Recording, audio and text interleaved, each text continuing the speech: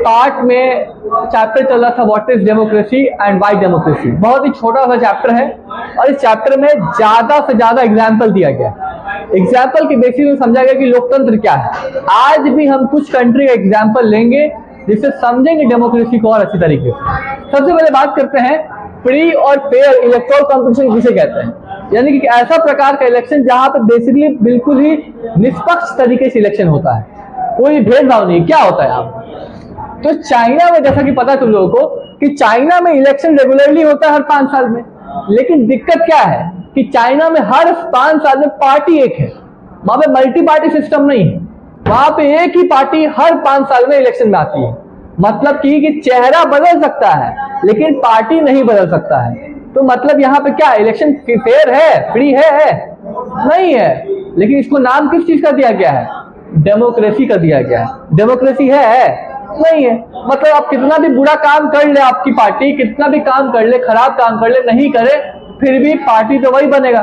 चेहरा बदलने से क्या हो जाएगा? काम बदल जाएगा? नहीं बदलेगा। अगर आप वो उसी से बिलोंग करता है तो बेसिकली काम तो कोई भी नहीं करने वाला है। तो ये बेसिकली चाइना का पॉलिसी है कि चाइना में कंट्री में पार्लियामेंट में हर 5 साल का इलेक्शन होता है कंट्री के पार्लियामेंट को, और इसको कहते हैं नेशनल पीपल्स कांग्रेस। और यहाँ पे जो पार्टी है उस पार्टी का नाम क्या है? Chinese communist party. Objective question आ सकता है एग्जाम में कि चाइना में जो पार्टी रूल करती है, परमानेंट पार्टी जो एक ही पार्टी है, सिंगल पार्टी, उस पार्टी का नाम क्या है? तो चाइनीज कम्युनिस्ट पार्टी वहां पर रूल करती है। यहाँ पे कंट्री का पार्लियामेंट सिस्टम को कहते हैं नेशनल पीपल कांग्रेस। दूसरा एग्जांपल लेते हैं मैक्सिको का। चाइना का समझ नहीं आया, मैक्सिको समझो। मैक्सिको में भी इलेक्शन होता है हर 6 साल पे, कहीं 5 साल तो कहीं 6 साल। भारत में भी 5 साल। मैक्सिको एक कंट्री है, यहाँ पे भी हर 6 साल पे इलेक्शन होता है और प्रेसिडेंट को चुना जाता है। लेकिन यहाँ पे 2000 ईस्वी तक सेम इलेक्शन जो जीत रहा है उस पार्टी का नाम है IRP। मतलब 2000 सन तक एक ही पार्टी जीतता आ रहा था, जिस पार्टी का नाम था institutional revolutionary party.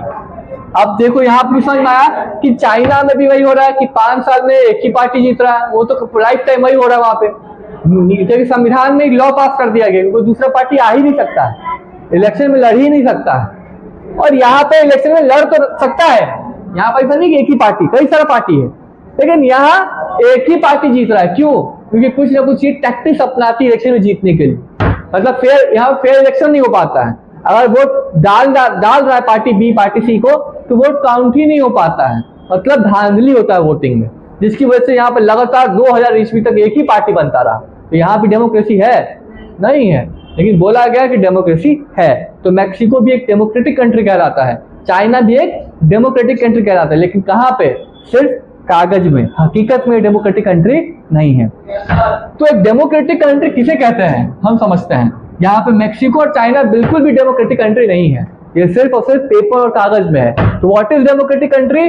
Democratic country वैसी कंट्री को कहेंगे जहां पे फ्री और फेयर इलेक्शन होगा। यहाँ पे ना तो फ्री होता है ना तो फेयर होता है, ना तो फ्री है ना तो फेयर है, ना तो यहाँ पे पार्टी बेसिकली बूथ हैक कर लेता है, और फेयर भी नहीं हो रहा यहाँ पे, और फ्री तरीके से वोट भी नहीं डाल सकते हैं दूसरे पार्टी को, नहीं है।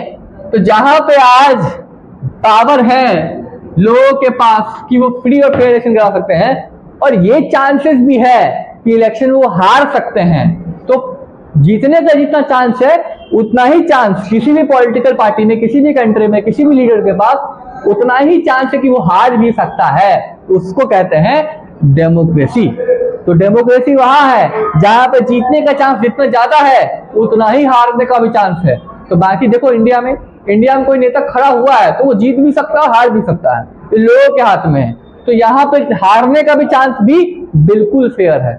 लेकिन चाइना में, मैक्सिको में ऐसा नहीं है। ये पता है कि जीतना तो है इस पार्टी को, चाहे कुछ भी कर लो। कंफर्म है कि यहाँ पे 2000 तो ये पार्टी तो बनेगी ही बनेगी, चाहे कुछ भी हो जाए। तो यहाँ पे इसलिए डेमोक्रेसी हम इसको नहीं कहेंगे। समझ में आया बात? क्लियर है? नेक्स्ट टॉपिक है 1 पर्सन 1 वोट 1 वैल्यू। हर एक व्यक्ति का बोला गया है कि जिनका उम्र 18 साल से अधिक है उनके एक पर्सन का एक वोट का वैल्यू 1 है। लेकिन ऐसा हर जगह नहीं होता है, क्योंकि बहुत जगह यह अधिकार नहीं दिया गया है। यहाँ पे कई सारे ऐसे इंस्टेंस हैं, बहुत सारे ऐसे जगह हैं जहां पे इक्वल राइट टू वोट नहीं है, मतलब सभी को समान अधिकार नहीं दिया गया वोट डालने का। कहां कहां नहीं है, सारे ऑब्जेक्टिव क्वेश्चन बन सकते हैं ये सवाल सबसे, क्योंकि ये चैप्टर बहुत ही छोटा है। अगले क्लास में चैप्टर खत्म हो जाएगा, मात्र 3 पार्ट में वीडियो खत्म हो रहा है, तो मात्र 3 क्लास में चैप्टर खत्म हो जाएगा, एक क्लास और बचा हुआ है। सऊदी अरबिया में महिलाओं को अधिकार नहीं है वोट डालने का, तो कहीं ना कहीं ये क्या है, एक व्यक्ति का एक वोट और एक वैल्यू खत्म हो गया। यहाँ पे क्या कर रहा है वो उसको रिप्रेजेंट कर रहा है, नहीं कर रहा है। महिलाओं को अगर बोल रहे हैं तो महिला जिनका उम्र 18 साल है, 30 साल कुछ भी है, यहाँ पे है ही नहीं अधिकार। कहाँ पे, सऊदी अरबिया में। सऊदी अरबिया में महिलाओं को वोट डालने का कारण क्या है, वहां पे कारण क्या है नहीं डालने का, क्योंकि वहां बोला गया कि चेहरा नहीं दिखाना महिलाओं को, ठीक है, और भी बहुत सारे रीजन है। तो women do not right to vote, यहाँ वोट डालने का अधिकार इनको नहीं। भाई बात करें एस्टोनिया में कंट्री का नाम है, यहाँ पे भी सिटीजनशिप रूल चलता है, नागरिकों का रूल। मतलब कि ऐसे वे में क्या होता है, लोग बिलोंग करते हैं कहाँ से, रशियन माइनॉरिटी से, मतलब कि यहाँ पे कुछ जो संख्या है वो रसिया से बिलोंग करता है, और ये मुश्किल है पता करना कि उनके पास वोट है कि नहीं। तो जो लोग रशिया से बिलोंग करते हैं, रहते यहाँ हैं, इनको भी अधिकार नहीं है। लेकिन बोला क्या गया कि हर व्यक्ति एक वोट एक वैल्यू, लेकिन यहाँ भी ऐसा नहीं है। वो लोग जो रशियन हैं उनको यहाँ पे अधिकार नहीं। वहीं और एक कंट्री है फिजी, नया कंट्री सुन रहे होंगे, फिजी में भी इलेक्ट्रल सिस्टम जो है, मतलब नेता चुनने का जो सिस्टम है वो ऐसा है कि वोट जो है वो इंडिजीनियस फिजी पे है, मतलब भारतीय फिजी। वैसे लोग जो भारत के हैं, जो फिजी में रहते हैं, ठीक है, उनका जो वोट का वैल्यू है more than of that Indian Fijian. मतलब कि वहां पे जो भारतीय लोग रह रहे हैं और फिजियन लोग जो रह रहे हैं, उनका वैल्यू भारतीय वोट से ज्यादा होगा। क्यों? क्योंकि वो फिजियन है, फिजी के हैं। मतलब फिजी कंट्री का जो व्यक्ति होगा उसका वोट का वैल्यू 2 होगा, तो वही लोग फिजी में अगर रह रहा है तो उसके वोट का वैल्यू 1 होगा। तो यहाँ भी one person one vote one value हुआ नहीं हुआ, मतलब यहाँ भी ये काम नहीं कर रहा है। समझ में आया बात सब? डेमोक्रेसी में हर एडल्ट, हर व्यक्ति जिनका उम्र 18 से अधिक है, उनके पास बोला गया कि 1 वोट, और 1 वोट का मतलब 1 वैल्यू। लेकिन ऐसा बहुत सारे कंट्रीज में नहीं हो रहा है। हम ऐसा एग्जांपल 3 कंट्री में देखें। अगर कोई पूछे, कहीं सवाल आ जाए कि ऐसे कौन सी कंट्री में जहां पे 1 वोट 1 पर्सन 1 वैल्यू नहीं है, तो ऐसे कई सारे कंट्री हैं, जैसे कि सऊदी अरबिया, जैसे कि एस्टोनिया और फिजी। इन तीनों का कॉन्सेप्ट क्या अलग अलग है। सऊदी अरबिया की बात करें तो महिलाओं का अधिकार नहीं है। एस्टोनिया की बात करें तो यहाँ पे जो बेसिकली लोग हैं जो रशियन से बिलोंग करते हैं, उनके पास अधिकार वोट डालने का नहीं है। और फिजी की बात करें तो यहाँ पे फिजी लोगों का वैल्यू का वोट का है वो ज्यादा है, और भारतीय लोग जो फिजी में रह रहे हैं उनका वोट का वैल्यू कम है। तो 1 वैल्यू तो हुआ नहीं, इक्वल वैल्यू नहीं ना हुआ। सही बात है। लास्ट टॉपिक है आज का, rule of law and respect for right. मतलब क्या लॉ है और हमको अधिकार दिए गए हैं, उसका लोग अधिकार का सम्मान करता है, लेकिन ऐसा सबकी तरफ से बिल्कुल भी नहीं होता है। जब से आजादी मिला है जिम्बाब्वे, यहाँ पे जिम्बाब्वे का एग्जांपल ले रहे हैं कि जब से जिम्बाब्वे को आजादी मिला है, यहाँ पे रूल कौन कर रहे हैं, JANU PF नाम का एक पार्टी, ठीक है, JANU PF नाम का एक पार्टी, और इसके जितने भी लीडर होते हैं उनका नाम है रॉबर्ट मुगाबे। तो इस पार्टी के जो लीडर हैं जिनका नाम रॉबर्ट मुगाबे है, ये रूल कर रहे हैं कंट्री में कई सालों से, ठीक है, और ये बहुत ही पॉपुलर लीडर है। कौन? रॉबर्ट।